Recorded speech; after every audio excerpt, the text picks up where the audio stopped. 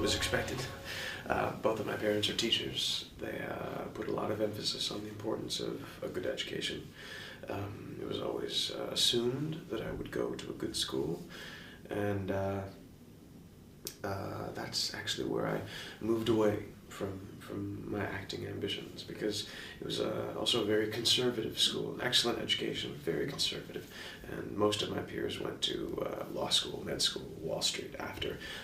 Acting was a hobby, it was not a career, it was something you set aside upon graduation, and it took me a number of years to get back around to it, to realize that I had to throw the dice. I had to take a chance, otherwise I'd always wonder, what if? Il paraît que tu vas bientôt faire tes valises. Faut pas croire tout ce qu'on raconte. Il n'est pas question que je parte.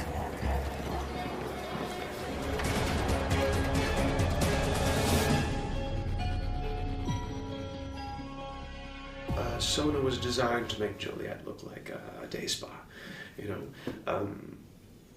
Sona was a kind of a Lord of the Flies, survival of the fittest, free-for-all.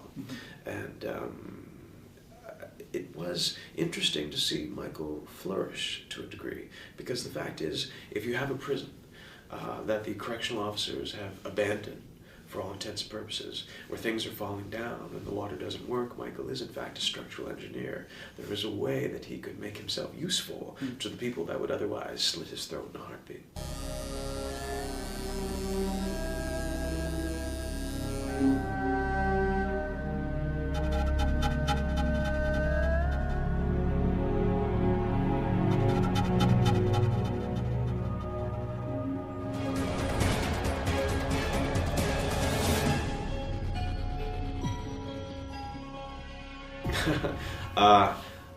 I was looking forward to it as a character. I felt as though first season, that was where Michael was his most powerful within that kind of context. And I knew that the new prison would be that times 2, because Michael didn't have planning, there was no preparation, there was no tattoo with the blueprints of the prison.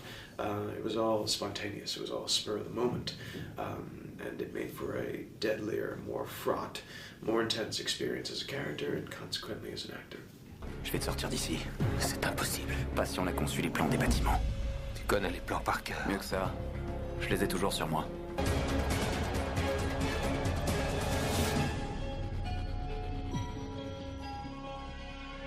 I guess so. I mean, it's a strange push-pull, because he is launched on this revenge quest. He's going after Susan B. He's going after Whistler. He's going after Mahone, even though he doesn't know at this point that Mahone has joined forces with Susan B. and Whistler.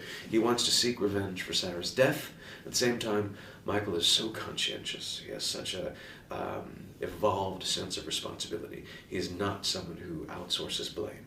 He's not someone who points fingers for his own mistakes. And I think he holds Sarah's death as he was responsible. Yeah. I think Sarah was his most fatal mistake. He brought her into this very deadly situation. She made all of her own choices, but had she never met Michael, she'd still be alive today. So I think Michael knows that while he's pursuing these people who are responsible for her murder, he's also implicated. And the question is, how can he find redemption? Can he ever wash his hands clean? Maybe so, maybe no.